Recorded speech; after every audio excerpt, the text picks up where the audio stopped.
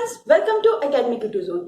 आज हम लोग का टॉपिक क्या है? आज हम लोग का टॉपिक है hunger, hardship and popular revolt. जो हम लोगों का ये सेक्शन है, this is all about revolution from 1830 to 1848। तो डेट मीन्स कि ये अगर हमारा टॉपिक है hunger, hardship and popular revolt, that means कि कहीं ना कहीं अगर रिवॉल्यूशन की हम लोग बात करें तो रिवॉल्यूशन क्यों होते हैं? जब लोग डिफिकल्टीज फेस करते हैं तभी रिवॉल्ट करते हैं। अगर सब कुछ अच्छा चलता है तो क्या कोई रिवॉल्ट करेगा? नहीं करेगा। दैट मीन्स कि यहाँ इस टॉपिक के जरिए हम लोगों को पता चल रहा है कि इस सेक्शन में या इस सब टॉपिक के अंदर हम लोग क्या पढ़ने वाले हैं कि what are the reason behind the revolt, और उसके रिवॉल्ट जो है वो कैसे हुए उसके हम लोग डिस्क्रिप्शन पढ़े। सबसे पहले हम लोग डिस्कस करते हैं about the great economic hardship in Europe. Europe में हार्डशिप, जो इकोनॉमिक हार्डशिप आया था, जो आर्थिक जो है फाइनेंशियल प्रॉब्लम लोग फेस कर रहे थे, तो ये इसके बारे में है। तो सबसे पहले प्रॉब्लम हो क्या रहा था? In 1830s were year of great economic hardship in Europe. That means कि 1830s, तो ये 1830 एंड एस, तो इसका मतलब क्या होती है? एस का मतलब क्या हुआ? एस का मतलब दैट मीन्स 31 से लेके 40, ये जो डिकेड है, ये पूरे डिकेड के बारे में बात हो रही है कि 1830s का पूरा जो डिकेड था, वो पूरा जो 10 साल था, वो कैसा था यूरोप में? यूरोप में ये साल जो है बहुत ही मुश्किल भरा था, बहुत ही डिफिकल्टीज लेके आया था। ठीक है, तो डिफिकल्टीज कैसे लेके आया था? तो यहाँ पर जो टॉपिक्स है उसको बारी बारी हम लोग डिस्कस करते हैं। तो फर्स्ट वन है enormous population growth.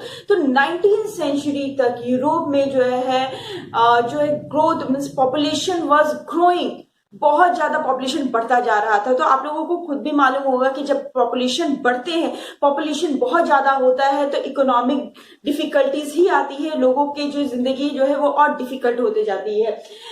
Next is more job seeker than employment. अब हो क्या रहा था कि जब पॉपुलेशन बढ़ेगा तो लोगों को क्या चाहिए? पैसे चाहिए। पैसे कैसे आएंगे? पैसे जो है वो अर्न करेंगे, उन लोगों को काम चाहिए। बट यहाँ हो क्या रहा था कि जितने काम नहीं थे उससे कहीं ज्यादा जो है पॉपुलेशन हो चुकी थी। दैट मीन्स कि many people can't able to get job. तो जब जॉब नहीं मिलेंगे तो उनके जो है उनकी लाइवली कैसे चलेगी, उनके खाना पीना कैसे चलेगा?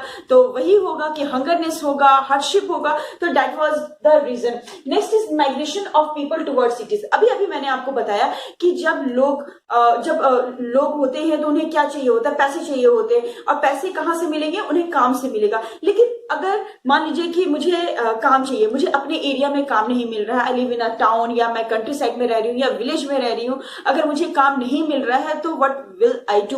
Definitely I will move to cities, क्योंकि कहीं ना कहीं लोगों को ये लगता है, और सिर्फ लगता नहीं है, ये रियलिटी भी है कि शहरों में काम जो है वो टाउन्स और विलेज के मुकाबले कहीं ज्यादा होता है। तो what the population started to do?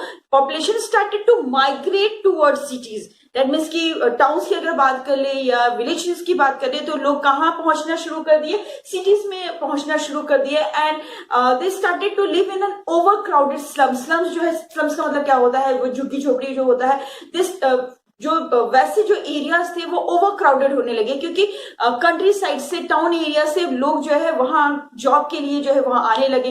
तो यहाँ पर ये भी एक प्रॉब्लम हो रहा था कि लोग जो है माइग्रेट कर रहे थे toward cities. Now small producer face competition from cheap machine made goods. यहाँ तो बात हो गई कि लोग पॉपुलेशन बढ़ रहा था, लोगों को काम नहीं मिल रहा था, तो वो लोग कहाँ पहुंच रहे थे? सिटीज में पहुंच रहे थे, और वहां पर उनकी लाइफ जो है वो डिफिकल्ट थी। ऐसा नहीं था कि सॉल्व हो रहा था, लेकिन फिर भी लोग माइग्रेट कर रहे थे टुवर्ड द सिटीज। लेकिन नेक्स्ट हमारा जो पॉइंट है वो ये कह रहा है कि small producers face competition from cheap machine mades goods. यहाँ पर ये क्लियर मैं कह देती हूँ कि आप लोगों को मालूम है कि 18th सेंचुरी तक इंग्लैंड में इंडस्ट्रियलाइजेशन हो चुका था, राइट? अब इंडस्ट्रियलाइजेशन हो गया था, दैट मीन्स कि इंडस्ट्रीज में, फैक्ट्रीज में जो है प्रोडक्ट बनना शुरू हो गए थे। और ये तो क्लियर है कि जो एक मशीन में बने हुए प्रोडक्ट और एक हैंडमेड प्रोडक्ट के प्राइसेस में डिफरेंस होते हैं। जो हैंडमेड प्रोडक्ट होते हैं वो थोड़े एक्सपेंसिव होते हैं, और जो मशीन मेड गुड्स होते हैं या प्रोडक्ट होते हैं वो सस्ते होते हैं। तो अगर इंडस्ट्रियलाइजेशन हो गया था, फैक्ट्रीज में प्रोडक्ट बन रहे थे, तो इससे सबसे ज्यादा प्रॉब्लम किसे हो रही थी? इससे सबसे ज्यादा वो उनको प्रॉब्लम हो रही थी जो स्मॉल प्रोड्यूसर्स थे, जो टाउन्स में रह के जो गुड्स बनाते थे। स्पेशली अगर हम लोग बात करें टेक्सटाइल्स की बात करते हैं, तो टेक्सटाइल जो है ये घरों में जो है वो घर या वर्कशॉप में जो है ये सारे काम होते थे। अब जबकि ये लोग काम करते थे, टेक्सटाइल जो है वो कपड़े बनाते थे और वो बेचते थे, लेकिन अब जो है उनको कंपटीशन फेस करना पड़ा था, क्योंकि अब कपड़े जो है कहाँ बन रहे थे, फैक्ट्रीज में बन रहे थे। तो यह क्लियर है कि ये जो फैक्ट्रीज में कपड़े बन रहे थे वो सस्ते हो रहे थे, तो they are started to face difficulties. और यहाँ पर ये सारी चीजें जो है वो हो रही थी, तो ये हार्डशिप लेके आ ही रहा था। स्ट्रगल ऑफ पीजेंट्स, अब पीजेंट्स के भी स्ट्रगल कम नहीं थे। Burden of feudal dues and obligation, तो यहाँ हम लोगों ने बात की अबाउट द स्मॉल प्रोड्यूसर, हम लोगों ने बात की इन जनरल जो पॉपुलेशन डिफिकल्टीज जो फेस कर रहे थे, बट ना हियर टॉकिंग अबाउट पीजेंट्स। तो यूरोप की हम लोग बात कर रहे थे, तो यूरोप में अभी भी कई जगह, अगर हम लोग 1830s की बात कर रहे हैं, तो अभी भी कई जगह जो है एरिस्टोक्रेसी जो है वो स्टैब्लिश था, और लोग जो है उस रीजन में सफर कर रहे थे। They are suffering from the feudal dues and obligation, जब उन्हें काम करना पड़ता था, जो है वो जो सारी सिस्टम जो थी वो पुराने सिस्टम जो ही फॉलो करने पड़ रहे थे, तो पीजेंट्स को जो है टैक्सेस पे करने पड़ते थे, और उनकी डिफिकल्टीज जो है वो बिल्कुल भी खत्म नहीं हो रही थी। तो यहाँ पर यही बात हो रही है। And high prices of food due to bad harvest, problems create हो रहे थे। बैड हार्वेस्ट, फसल अच्छी नहीं हो रही है, फूड के प्राइसेस जो है वो हाई हो रहे थे, and there was an extreme poverty all around, क्योंकि हर जगह जो है वो अरिस्टोक्रेट लोग नहीं रहते थे। Everywhere they are not living a rich people, most of the people were poor, और because of this population growth या फूड ग्रेन के जो है प्राइसेस हाई हो रहे थे, तो population were in extreme poverty. और जब ये गरीबी का सिचुएशन आ जाता है तो डेफिनेटली हंगरनेस होता है, हार्डशिप होता है, और उसके बाद लोग क्या करते हैं, रिवॉल्ट करते हैं। तो हार्डशिप और हंगर क्यों हुआ, यहाँ पर ये हम लोगों ने पूरे पॉइंट्स के थ्रू डिस्कस करिए। Now let's move toward the revolt. Definitely यहाँ अगर हार्डशिप हुई, हंगरनेस हुआ, तो वो लोग रिवॉल्ट किए। तो रिवॉल्ट क्या हुआ, कैसे हुआ, कहाँ हुआ, let's discuss about it. Revolt of 1848 in France, तो यहाँ पर हर जगह का रिवॉल्ट्स के बारे में तो नहीं बात की गई है, यहाँ फ्रांस में जो है रिवॉल्ट हुई थी, यहाँ इसके बारे में बात की गई है। तो let's discuss about it. Food shortage and unemployment, यहाँ पर भी वही बात, पहला पॉइंट जो है वही क्लियर हो रहा है कि फूड शॉर्टेज हो रही थी, लोगों को खाना नहीं मिल रहा था, फूड के प्राइसेस जो है वो काफी हाई हो गए थे, लोगों के पास काम नहीं था, काम करने के लिए तैयार थे, लेकिन काम मिले तब तो वो काम करेंगे और तब तो वो पैसे कमाएंगे, और खाना जो है, फूड ग्रेन्स जो है वो खरीदने के लायक होंगे। तो देयर वाज एन एक्सट्रीम जो है वो सिचुएशन था because of the food shortage and unemployment. अब जो है लोग ये चीजें तो फेस कर ही रहे थे, तो उनके अंदर जो है एक मर रहे हैं, ठीक है, उनके जो है हंगरनेस के थ्रू जो भी वो सफर कर रहे थे, तो उसकी वजह से they started to do revolt. तो वो लोग क्या करने लगे, तो पेरिस में रिवॉल्ट हुआ। तो क्या हो रहा था कि जितने भी पॉपुलेशन थे, they started to come on road in Paris. Paris में वो लोग रोड पे आ गए थे, ठीक है, barricades were erected and Louis Philippe forced to flee, क्योंकि इतने ओवर पॉपुलेशन जो है वो रोड पे आ गए थे।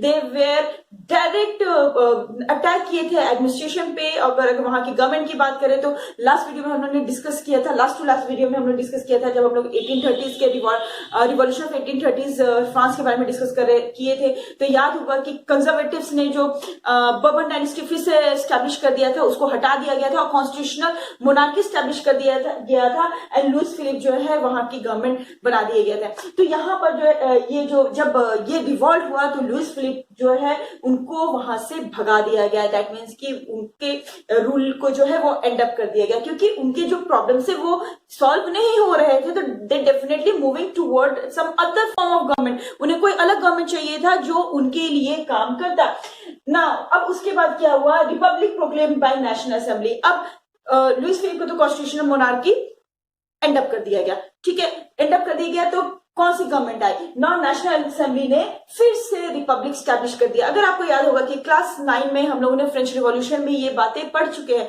ठीक है, लेकिन वो था 1789 की बातें हो रही थी, लेकिन ये जो है हम लोग 1848 की बात कर रहे हैं, काफी बाद के बारे में बात कर रहे हैं, क्योंकि इस बीच बहुत सारी चीजें हो गई थी। जैकबिन्स के बारे में हम लोगों ने बात की थी, अबाउट नेपोलियन के बारे में बात हुई, फिर कंजर्वेटिव्स आए, किस तरह से उन्होंने बर्बन डायनेस्टी को फिर से रिस्टैब्लिश कर दिया था। लेकिन यहाँ पर फिर से वही हुआ कि नेशनल असेंबली ने क्या स्टैब्लिश कर दिया, नेशनल असेंबली स्टैब्लिश रिपब्लिक। अब रिपब्लिक स्टैब्लिश हो गया, तो रिपब्लिक में क्या होता है कि there was they granted suffrage to male, जितने भी मेल थे, वोटिंग सिस्टम शुरू हो गया, जितने भी मेल थे। Of course universal adult franchise वहां स्टैब्लिश नहीं हुआ था, क्योंकि वुमेन को वोट देने का जो है वो राइट्स नहीं था। लेकिन हाँ, ऑल ऑफ मेल, जितने भी मेल थे, 21 ईयर्स जो एलिजिबल एज बढ़ाया गया था, वो मेल जो थे वो उनको they are permitted to give the vote, they have a right to vote. इस तरह से जो है रिपब्लिक स्टैब्लिश कर दिया गया। इतना ही नहीं,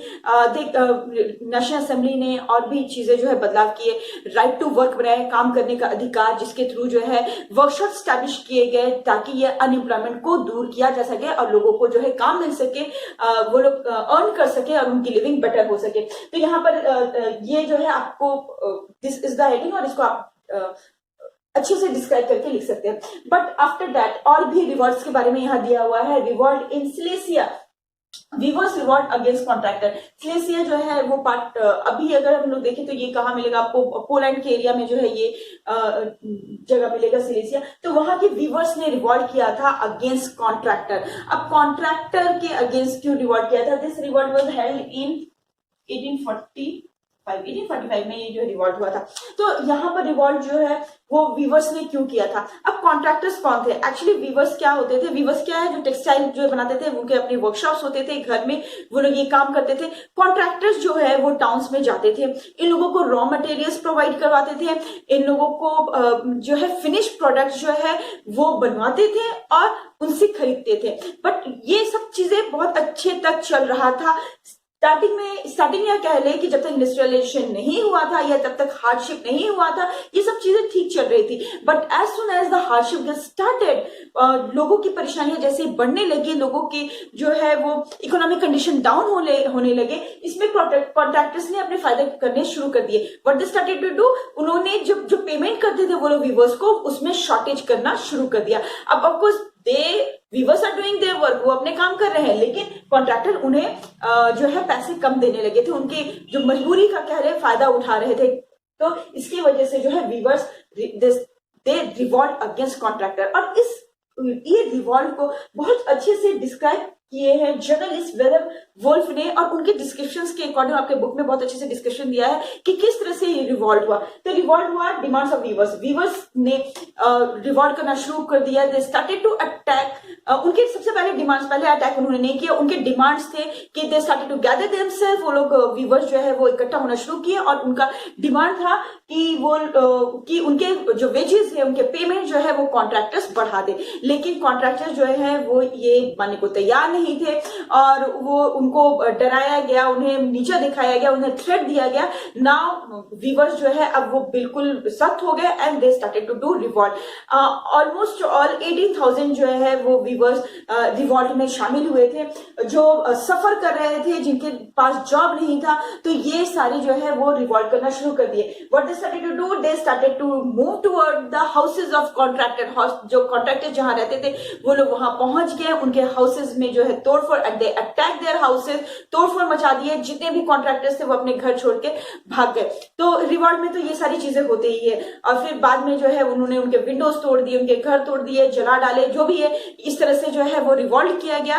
बाद में जो है कॉन्ट्रैक्टर्स क्या किए, वो लोग नियर अबाउट विलेज जो है अपने घर को छोड़ के नियर अबाउट विलेज में भाग गए थे। बाद में 24 आवर्स के अंदर वो रिटर्न भी हो गए और इस रिवॉल्ट को दबा भी दिया गया। बट यहाँ पर वो इंपॉर्टेंट नहीं है कि किस तरह से दबाया गया, किस तरह से इस रिवॉल्ट को सप्रेस किया गया। इंपॉर्टेंट ये है कि किस तरह से जो वीवर्स है या फिर रिवॉल्ट करने वाले, किस तरह से वो लोग सफरर बनते हैं। एंड जो सफरिंग के बाद वो उनके पास जब कोई रास्ता नहीं रहता है तो वो लोग क्या करते हैं, रिवॉल्ट करते हैं। ठीक है, तो this is all about the revolt, means hunger, hardship and revolt. तो हंगर हार्डशिप क्यों हुआ, यहां हम लोग ने डिस्कस कर लिया। वीवर्स के बारे में डिस्कस कर लिया। वी डिस्कस अबाउट पीजेंट्स जो है उनकी डिफिकल्टीज के बारे में डिस्कस कर लिया।